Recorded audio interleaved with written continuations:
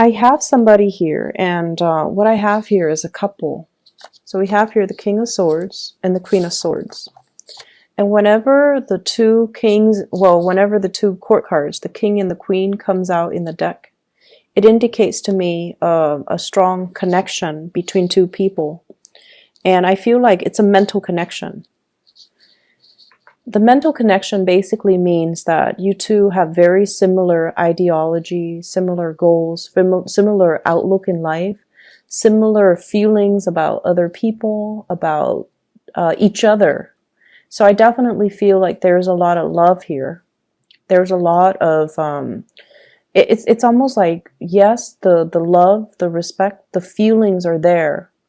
But it seems like it's both parties are masking their feelings, and they portray a very platonic energy when they interact with one another. Does that make sense? So it seems like you're hiding behind your intellectual capabilities when you're trying to deal with this person, and you're not expressing things from the heart, and they likewise mirror your energy, where they're not really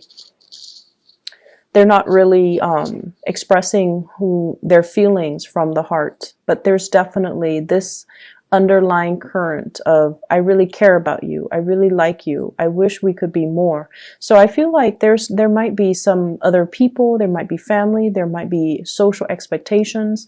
There are constraints between the two of you that's disallowing you from getting together for whatever reason. The person that I'm seeing here, this Queen of Swords, there's a lot of pain and heartache that she's dealing with in regards to you. Okay, so I see messages that you're sending that they're disregarding, not because they don't care about you, but it's just they don't know how to respond. And so I have possibly an air sign. Once again, you're dealing with an air sign, an Aquarius, a Gemini, or a Libra, Sun, Moon, or Rising. I also see a fire sign energy, Sagittarius, Aries, or Leo. But either way, this is a person that I feel they really, really deeply care about you. And they feel very, very hurt by you. And so if you're giving them very superficial communication, you know, hey, what's up? Or what are you up to? They're not going to respond. They want either an apology, an explanation, or they want some type of they want an emotional expression from you. So superficial communication, I don't feel like it's going to really stir this person into responding to you. I see you reaching out to this person. I see you still wondering, do they still like me? You might be consulting people, asking, do they still like me? How do they feel about me? And I see like you're obsessing over it. And the other person likewise is doing the same thing. But I just feel like you both are not really talking about your emotions or your feeling. You're hiding behind your intellectual mask. Okay? And I feel like this is a person who might be a workaholic.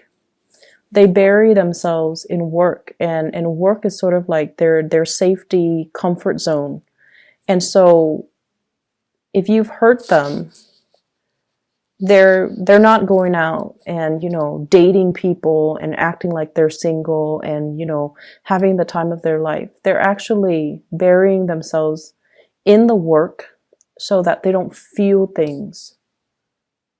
I feel like some of you might be dealing with someone who's self-employed, first of all. I also feel like you're dealing with someone who's definitely single right now. They're not dating other people. And they're still very much, you know, in love with you. And they still care very deeply about you. I feel like you've been living under other people's expectations for too long. Family expectations, cultural expectations, social expectations, and you have been doing things exactly by the book. You've been living like a very safe existence because you might not want the backlash, or because, you know, there's safety and security. And I feel like your mentality is more like, you know, if it's not broken, don't fix it. And it's like traditions persist because they work For whatever reason, they work. So let's not go against the tide. Let's just go with the flow. And I also feel like this is somebody that really, you know, they chart their own course. They're a trailblazer. They're a maverick. And their independence is what really, you see it as a little bit of a threat. Okay? Because you're somebody that is very, very traditional. And when you do things, you really, really think things through. And you feel like this person is a little bit too reckless. I don't feel that they're reckless. It's just they're used to taking care of themselves. They're very self-sufficient. They're independent thinkers. They're independent doers. So they're going to chart their own path, and they're going to follow their own, the beat of their own drums. And in a way that, you know, nonchalance, I feel like it doesn't sit well with you. And that might be why you're afraid that, well, if they're like this, maybe they're also very loose with relationships. So you might think that they get around. You might think that they have multiple options. They definitely have a lot of people that are interested in them, but I feel like, you know, they're devoted and loyal. And a big part of you might not trust that or might not believe that about the other person. What I'm seeing from your end here, I feel like there's some regrets from your end. Regrets that somebody is leaving. They might be leaving, they might have left already, or they might be leaving soon and starting something new. So I feel like some of you are a little bit kind of saddened by it. You put on a brave face, but I also feel like you want a change of scenery. You want to move. You want as well to walk into the next phase of your life. I don't know what that means exactly. I feel like for some of you, this could be, I want to live my life. I don't want to be bogged down by other people's expectations. I've been doing that my whole life, and I just want to live my life. I also feel like a home environment that's a little bit too crowded, either physically crowded, there are too many people, or energetically too crowded, too many people's expectations, too many people telling you how to do things, and not enough peace and harmony. And I also feel like you're being questioned with everything that you do. Why did you do this? Why did you do that? It could be questioned from higher ups, questioned by the people around you, or just, you know, everything that you do, you feel like you have to give a response, explain yourself. And you feel like I'm at a point where I'm a perfectly rational, capable, trustworthy person. I don't need to explain to anybody. Why should I need to explain every step of the way? Why can't people just know my intentions, just understand my intentions? And that's what's really refreshing about this person here is when I mention you have that mental connection, they understand where you're coming from. You understand where they're coming from. You don't have to over explain yourself. When you're with that person, they don't judge, they understand you. And I feel like you're coming to the realization that not a lot of people understand you on that deep level. And you know, it gets to the point where it feels like you have to justify your actions. And you feel like, I don't need to do that because I haven't done anything wrong. And based on my track record, everyone should know that I'm capable and competent. So I wouldn't make a mistakes, or I wouldn't take a specific course of action unless I felt it was right. So why do I need to sit here and explain? And why are they asking me all these questions about my motives? So it can feel to me like it's a little bit aggravating, I feel, to be in your shoes and to feel like I've made nothing but good decisions, and yet I'm being questioned. I'm being put on the auction block, you know, having to, like, on the pulpit, having to explain what I'm doing. And I'm also sensing as well, there's brush-ins. I feel like run-ins. The word I'm hearing is brush-in, but the word is run in, like run in with family members, that especially in-laws when it comes to, you know, holiday festivities. And I feel like there's somebody traveling to come see you. You're possibly traveling to see somebody, and you're just like not really know how you feel. You're not sure how you feel about this new venture, about this visit, or about, you know, making this visitation. So there's some trepidation I'm feeling associated with that.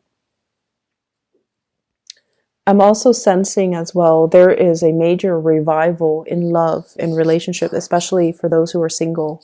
Major, major, major revival. And if you are single and looking, I definitely feel like there's somebody coming into the picture that is really good for you. And I feel like that, you know, they encourage you, or they inspire you to be truthful and honest. They encourage you to be at your best. And honestly, it's because a lot of the times when we're with somebody, and I don't know exactly what it is, but let's just say, for example, just for an example, okay, so no offense, Taurus. Let's just say you always have a tendency to exaggerate, but for whatever reason around this person, you're very truthful, you're very measured.